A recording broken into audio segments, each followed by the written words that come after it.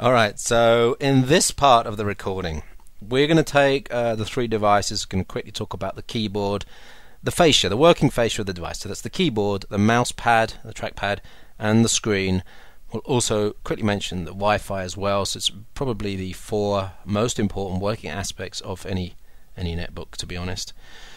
Let's just switch the screen for you, and then we'll talk about it. So just a reminder, on the right we've got the Toshiba Z830, on the middle, UX31, on the right, on the left, the Acer S3, and I can't get them all in the screen here. I haven't got enough space to. Maybe if I just push them back a little bit, you could get a little bit more of them in.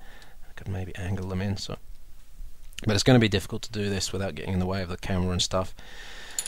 So let's start with the screens. Of course, the screens are all very different, and I'll put them up to max brightness now. And apologies for getting in the way of the camera, and apologies for not remembering where all the brightness settings are on each of the devices. So let's put that one up. Alright, the relative brightness should show up on this video, although you've got to remember that you're slightly angled. So if I then angle each device in, you should see that actually they're pretty much the same. The Asus, the UX31 is set to have a much brighter screen. It does look like, if you look in this area here, it does look a little bit brighter than the Z830. I think the Z830 is probably, and I'm just looking at the whites, it's very difficult to tell because one thing I definitely need to mention is that the S3 screen definitely looks a little bit washed out. When you push the brightness up, some of the whites on greys, the contrast is very low, and you lose some of the ease of reading. Contrast on the S3 is UX31 is very good. Contrast on the Z830 is also very good. I think of the three, of course, the Z830 and the UX31 being the best. But one thing you've got to mention on here is you've got a 1600 by 900 screen resolution. So if we bring up, what can we bring up? Yeah, standard computer window. You'll see how much of the screen that takes up. I will just push the S3 over to one side for a minute so you can see the relative. And let's just push it up into the corner. So, oops, I just slightly resized that down. Difficult to see. But there was a default window size there. It's difficult to see, but this is obviously taking up more. Fonts are bigger on this. Fonts are still readable on the UX31, I think. For most people. For me, I got 44-year-old eyes. They're not that brilliant, but actually I think this is about as good as I can go, as high resolution or as high a DPI as I could go on a laptop. So let's just do quickly viewing angles. On the Z830, there is a little bit of tail off, up and down. It's not too bad actually, really not too bad. It's difficult to see in the video, so you just have to take my word for it. No major inversion on up and down, and left and right is actually very, very good indeed. Really no issues there. It's got a nice viewing angle on that one. UX31, again, there's a slight bit of inversion when you get really right down to that angle. Nothing so important. There's a little bit of washing that way. For the single user, the vertical resolution, the vertical viewing angle is not too much of an issue. Left and right, actually really good on this one as well. So no problems there. On the S3, now this one, you can actually see this on video, it drops away very, very quickly. So the viewing angles vertically are very, very tight. Left and right, there's not so much tail off. Again, for the single user, probably not too much of a problem on that vertical, but it is pretty tight to get the right contrast, the right brightness on that vertical viewing angle. Don't forget matte screen on the Z830, glossy screens on these. Right, we haven't got a lot of time, so let's just quickly get into the keyboards, and this might take a little bit of time. So right, I'm going to start off with the S3, which I think is a very honest Ultrabook. It's priced pretty competitively, And overall, everything on this is, what you could call maybe top quartile, but not class leading. And that goes for the screen, goes for the keyboard, goes for the trackpad, goes for the storage, it goes for the performance. Everything about this is, good, but not class leading. But there's nothing about this device that I think is a major showstopper. So it's a very honest device. It doesn't pretend that it's going to be, even style-wise, it's almost basic in terms of Ultrabook styling.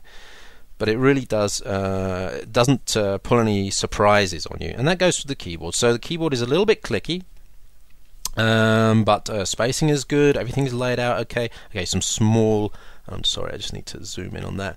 Some small cursor control buttons on the bottom right. But I challenge anyone to have any major speed differences between this keyboard and say something like the Samsung Series 9 13-inch, which is a much nicer feel to it. But because this one registers key presses just as well as any other keyboard, so I don't think there's any major issues with the keyboard, with the keys here. There's no backlighting, plus you've got white on grey. So look at the contrast on that and then compare it with the contrast on that. Now you can really see the keys white on black there, but as soon as it gets a little bit dull, a little bit dim, if there's a keyboard that needs a backlight, it's this one. The printing on the keys is low contrast printing, and that's a little bit disappointing. Having said that, in normal sort of office environments, really not a problem. So keyboard, okay, have no issues. This is actually a finished layout, so you'll notice some split keys.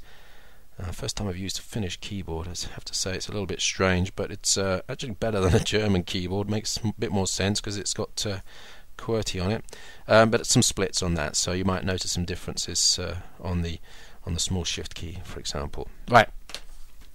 So we'll leave the Asus UX31 till last. The keyboard on the Z830 is slightly compressed in terms of vertical dimension. The keys are not square, they're actually a rectangle and squashed down a little bit. Now it will take you 10 minutes to get used to that, and then I think you'll get into it. I certainly did, and I tend to do quite a bit of touch typing, not true touch typing, but I'm looking at the screen a lot, not looking at the keys. So I would have noticed if it had been a real issue, I think. The key presses are really nice, the backlight is great, the contrast on the keys is great. This is a really nice keyboard.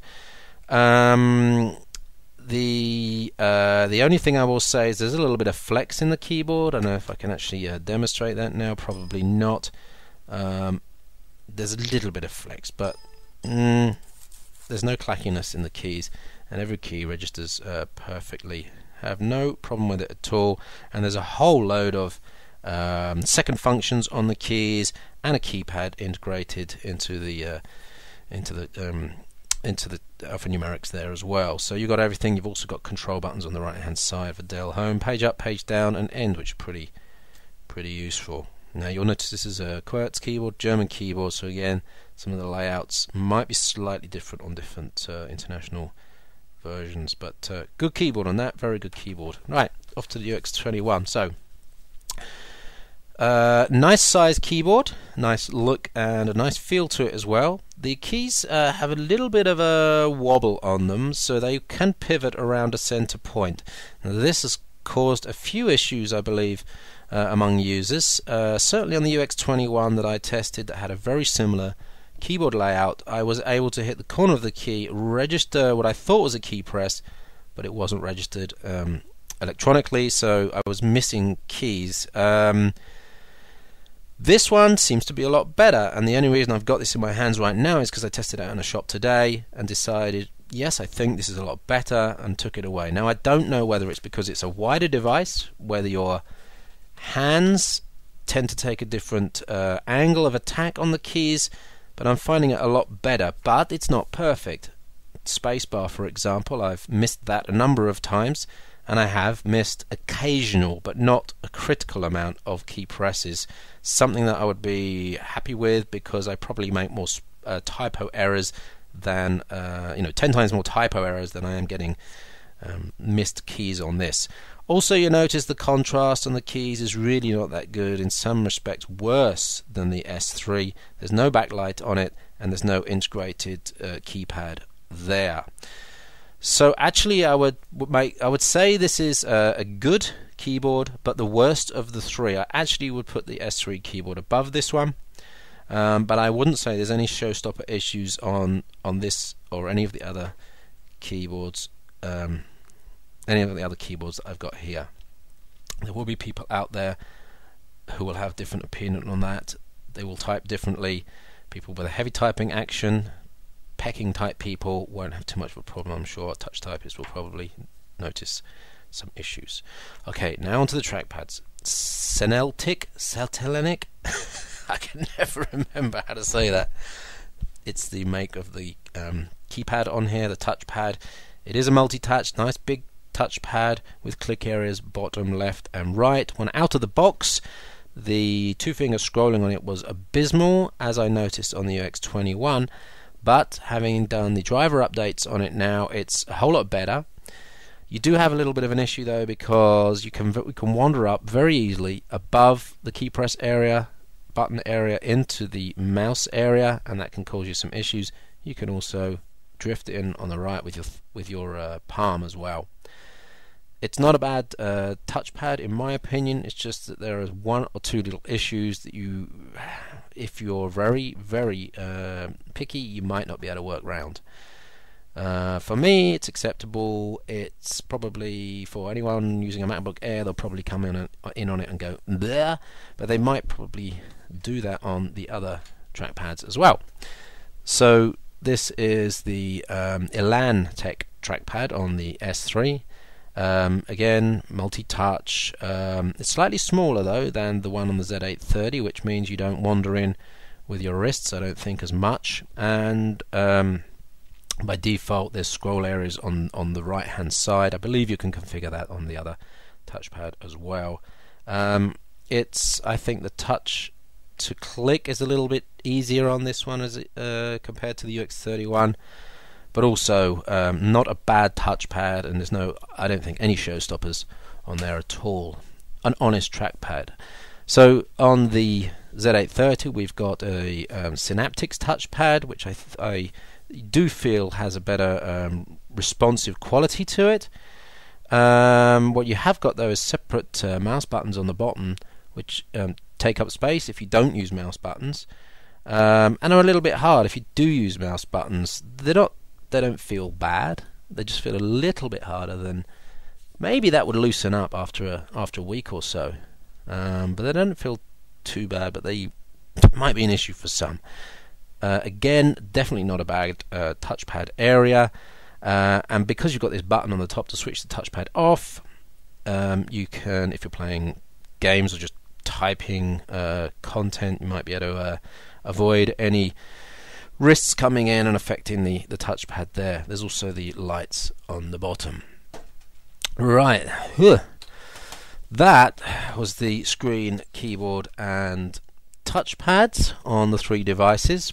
Just one quick mention of the wireless reception on these three devices. So the Z830 has the Centrino Wi-Fi.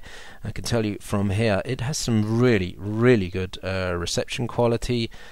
I'm looking at hotspots which are 3 walls away, and I'm getting 5 bars. In fact, on one of my hotspots, it seems to be 3 to 4 bars. I'm sorry, I'm surprised that it did have 5, but quite a strong reception. If I have a look on the Acer, I also get quite a strong reception, and really I'm quite happy with both of those Wi-Fi units. This is Atheros. On the Acer S3 it's Atheros as well, and it's also pretty good. All three of these are good in terms of Wi-Fi. If you've been looking at the Samsung Series 9, they will be different. The Series 9 doesn't have the reception quality that these three do. That might be a deciding factor for you, especially if you're working in crowded offices, conference rooms, or you're fighting against a bunch of MacBook users, because they always have strong Wi-Fi and always tend to steal the Wi-Fi. So, good Wi-Fi on all three of them. Do note though that on the Z830 you've got an Intel Centrino, so you've got My Wi-Fi, which can be used. It's basically Wi-Fi Direct. Plus you've also got wireless display, Intel wireless display. So with a $60 receiver, you can send a 1080p wirelessly over to a screen across the room. I haven't tested it, and I know some implementations are susceptible to a little bit of dropout, but this is, I think, a 3 antenna Wi-Fi card, so this probably will be okay, but don't take my word for it.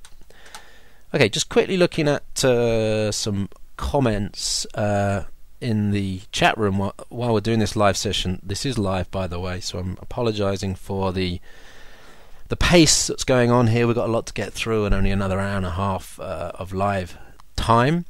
Keyboard on MacBooks in general are great. Totally agree. I wish I had an NBA here to test. I won't draw comparisons with the NBA because I've never owned one or never had one for more than a week, and I think you really need to have owned one or have at least used one for a month to really know how it works. Someone's talking about the Wi-Fi here. If neither of these convince me and the Samsung Wi-Fi is weak, what other option am I left? Maybe Sony or the Folio. HP Folio, and you've got the LG Z330 to think about as well. I understand each Ultrabook does tend to have its little idiosyncrasies. You might even call them showstoppers. Okay, just quickly scrolling up. Hard buttons on touchpad, yes.